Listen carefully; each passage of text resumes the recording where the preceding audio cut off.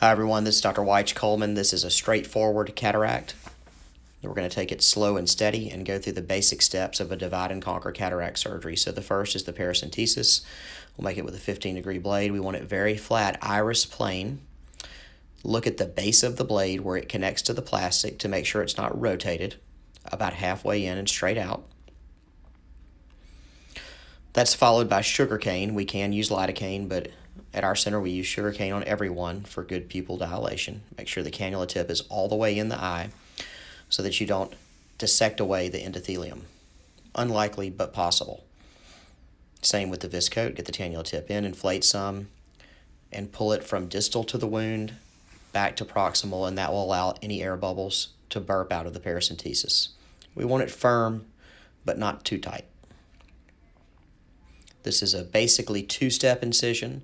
We're going cornea plane, and then we're going iris plane to enter the eye. I like to nick the anterior capsule to get my rhexis started. Don't have to, but it works well.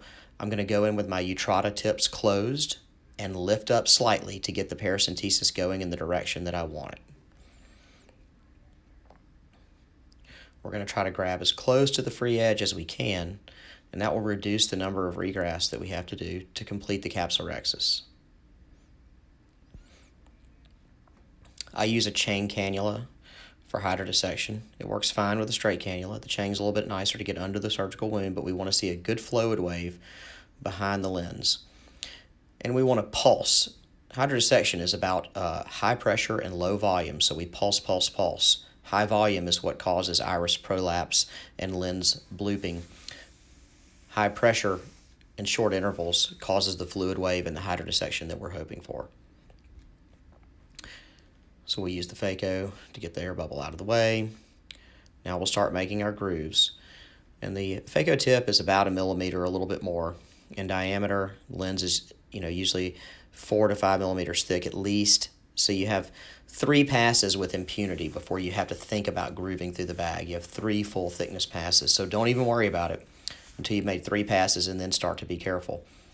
So we want to get the conner deep. Cracking is the key to all divide and conquer cataract surgery. The conner has to go very deep. You can see it deep here, and the phaco follows behind it. We got to have a clean crack. We're going to pull that heminucleus up, get the conner behind it, and crack off a quarter.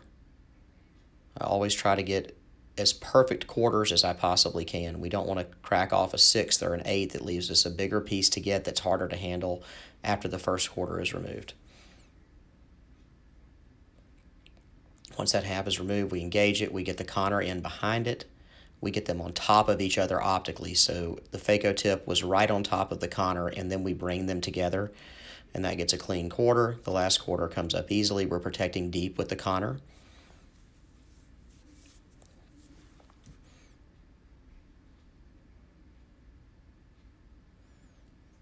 It's really important to protect deep, getting that last quarter. Before then, you have pieces of nucleus still sitting in the bag that give you some protection from the posterior capsule coming forward. So when we're doing cortical removal, we want to move in an arc.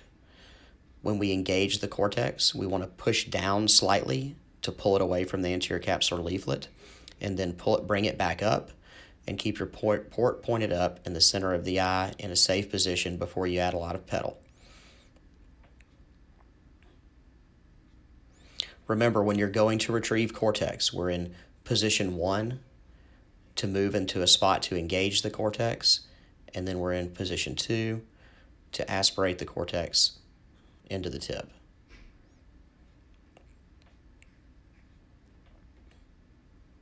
We don't want to always be roaming around in position 2. That's dangerous.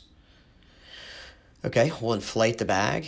We want to make sure that we're putting some Provisc into the capsular bag, not just in the anterior chamber and pushing the anterior capsular leaflet back. And you actually have to point down to do that. Remember, as you're injecting, it's very difficult to hit the capsular bag. When you stop injecting, that's when it gets dangerous. This is a preloaded lens by Alcon.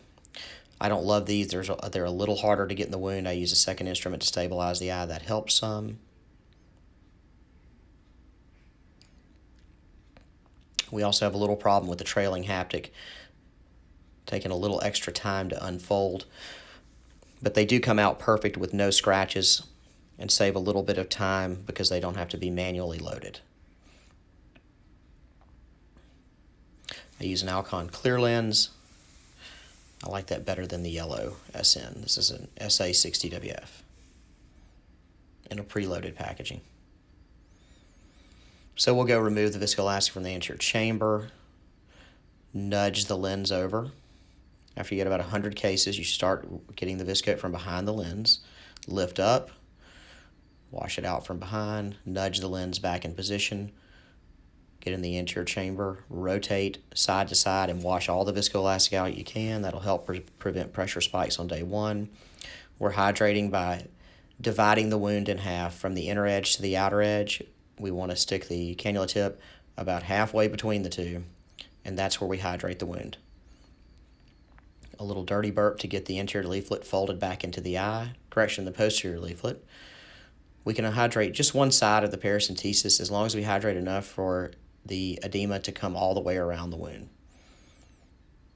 If it has trouble sealing, of course, hydrate the other side.